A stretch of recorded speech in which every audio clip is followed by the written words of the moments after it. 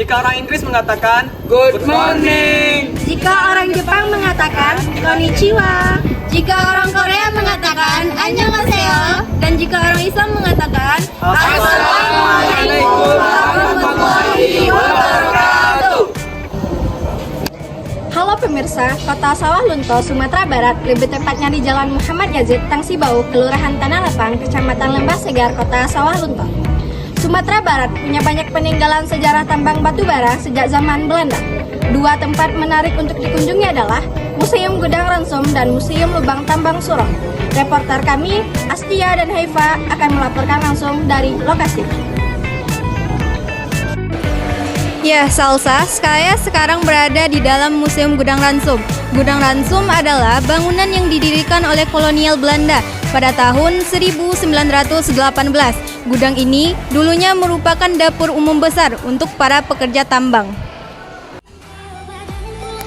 Gudang Ransom ini berfungsi sebagai dapur umum untuk memenuhi kebutuhan makanan ribuan pekerja tambang batu bara Ombilin, termasuk orang rantai, pasien rumah sakit, dan keluarga pekerja tambang. Dapur ini mampu memasak hingga sekitar 3,9 ton beras setiap hari. Gudang ini dilengkapi dengan 2 gudang besar dan steam generator atau tungku pembakaran buatan Jerman tahun 1894. Proses memasaknya menggunakan uap panas. Saya sekarang bersama Ibu Mitri Yulia, merupakan pemandu di Museum Gudang Ransom. Boleh tanya sedikit Ibu, apa sih yang paling menarik di museum ini? Ya, banyak sebetulnya yang menarik di museum ini. Contohnya bangunannya. Jadi Museum Gudang Ransom ini bangunannya kompleks ya. Museum ini dulu bangunannya namanya dapur umum. Dapur umum ini ada dapurnya, yang bisa kita berdiri ini dapurnya dulu tempat masak. Kemudian ada tungku pembakarannya di belakang karena dia sistem masaknya pakai uap panas. Baik, sekian Ibu, terima kasih Ibu. Nah, sekarang saya berada di Lubang Basuro. Lubang Basuro ini adalah salah satu lubang tambang batu bara bawah tanah yang berada di Sawah Lunto. Lubang ini awalnya dikenal sebagai tunnel sodar yang digali oleh perusahaan Ombilin pada tahun 1898 sampai 1932. Di masa kolonial Belanda, lubang ini menjadi saksi bisu kekejaman terhadap orang rantai, yaitu narapidana yang dijadikan buruh paksa dan dirantai untuk bekerja di tambang. Tempat ini dulunya juga digunakan sebagai tempat pertemuan buruh dan karyawan-karyawan tambang. Terowongan ini sepanjang 185 meter dan dulu digunakan untuk menambang batu bara pada masa Belanda. Lubang ini mengandung batu bara yang bagus dengan 7.000 kalori.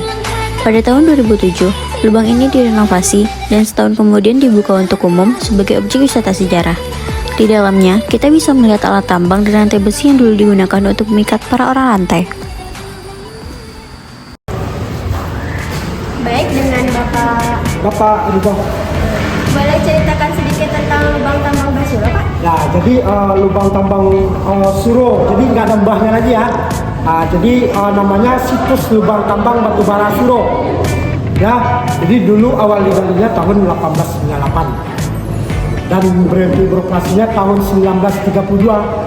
Jadi alasan Belanda menutup lubang ini karena rembesan air terlampau banyak masuk ke dalam ini.